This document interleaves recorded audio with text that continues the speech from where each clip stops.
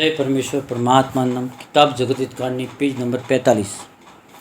सो ये बनियों का राक्षसी पाप है कि जिस मर्द औरत के नाम का पाप कराते हैं और जिसके बच्चा नहीं होता है, और किसी किसी को ऐसा भी सुझाते हैं कि भैरव के नाम का या देवी का नाम का बकरा और भैंसा वगैरह चढ़ाओगे जब तुम्हारा बेटा होगा।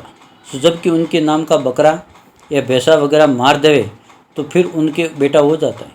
सो जब बनी उनके नाम का पाप करना छोड़ देते हैं, जब बेटा हो जाता है, और जो पाप करना नहीं छोड़े तो नहीं होता है। अगर से हो जावे जब तो संसार के लोग ऐसा कहने को लग जाते हैं कि हमने देवी वगैरह के नाम का बकरा वगैरह चढ़ाया था, सो देवी वगैरह ने बेटा दिया है। और जो बकरा चढ़ाने से भी नहीं होवे तो ये कहने को लग जाते हैं कि परमेश्वर ने मेरी किस्मत में औलाद नहीं दी है, इससे नहीं होती है। सो संसार की भूल है, क्योंकि परमेश्वर ने तो सबको औलाद दी है, मगर बनियों के राक्षसी पाप से नहीं होती है। और जिसके नाम का पाप नहीं कराते हैं उसकी औलाद हो जाती है।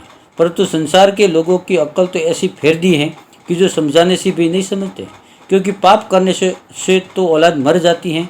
सो तुम पाप करते हो और पाप को धर्म समझते हो।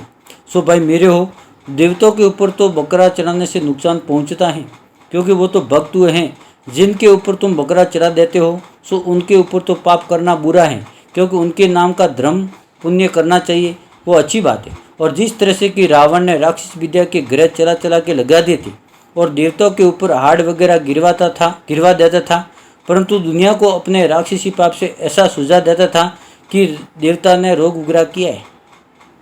सो ऐसा बहाना करके रावण दुनिया के हाथ से हाड़ वगैरह गिरवाता था। सो रावण ने तो थोड़ा ही पाप चलाया था, और इन बंदियों ने तो इतना पाप करना शुरू किया है कि जान के हाथों से देवताओं के ऊपर जानवरों को मरवा देते हैं और हाड़ों को डाल देते हैं। सो हम तुम सभी जानते हैं कि अपने हाथों से हम और तुम देवताओं के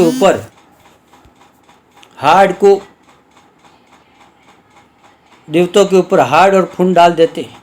सो इस तरह के पाप तो जाहिरा संसार के हाथों से करवाते हैं, और गुप्ती पाप ये बनिए दरियाओं के ऊपर कराते हैं। और उसी गुप्ती पाप से दुनिया की बुद्धि भ्रष्ट हुई है, जिससे लोग देवता के ऊपर मार मार कर हाथ डालते हैं। और उसी पाप से देवताओं के बहानों से भूतों को नचाते हैं और सुझाते हैं देवताओं का। और उसी पाप से दुनिया में विघ्न तरह तरह के चले, जिसकी गिनती भी नहीं हो सकती है। जब तक संसार में से ये विघ्न दूर नहीं होंगे और वो गुप्ती पाप जहाँ पर होता है वहाँ पर शिवा बनियों के और कोई भी नहीं जा सकता है। Page number 46। इससे इनका जाल मालूम नहीं हो सकता है। सो संसार के लोग एक दिल होकर इनके राक्षसी पाप को चढ़ाओ, जब संसार का भला होगा और सब संसार की औलाद उभरेगी। क्योंकि पहले ज़माने में चांदी सोने का ठाट और पाट था, और अब नहीं है। सो वो पैसा कहाँ गया, क्योंकि ज़मीन तो वो की वही है। क्योंकि पैसा ना तो गलाया जाता है और ना खाया जाता है, वो तो सिर्फ खर्च करने के काम में लिया जाता है। सो तुम सभी जानते हो कि पहले ज़माने में धन बहुत था और सोने चांदी की खाने थी। सो इन सौदागर महाजना ने राक्षसी पाप से खानों को गुम कर दिए, और ये जो खाने जो है वो जमीन माता की शरीर की चर्बी है। परंतु ये बनिए जमीन माता के नाम का पाप कराते हैं, इसी चर्बी गल गई है। सो इस बात का तुम लोगों को ज़रूर ख्याल करना चाहिए कि हर एक मुल्क में चांदी सोने की खाने थी वो खा गई, बल्कि सब चीज़ों की तेजी हो गई है। और जिनको कि हीरा और पन्ना की खाने कहते हैं वो पत्थर है, मगर हरा पत्थर था तो वो हरा हीरा था, और नीला पत्थर था वो नीला हीरा था, और सफ़ेद पत्थर था वो सफ़ेद हीरा था, और लाल पत्थर था वो लाल हीरा था, और पीला पत्थर था वो पीला हीरा था। क्योंकि ये पत्थर हैं जो ज़मीन माता के हाड़ है। तो अगले ज़माने में जब काल नहीं पड़ते थे, जब ज़मीन माता का शरीर निरोगा था, तो हाड़ों में रोशनी थी।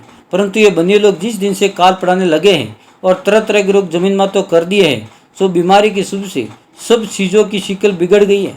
जिस तरह से कि आदमी बहुत बीमार होता है और बीमारी से उसके शरीर का खून सूख जाता है और गोश्त गल जाता है और हाड़ भी बदशिकिल हो जाते हैं, और बीमारी की शुरू से आदमी का रूप भी तमाम जाता रहता है।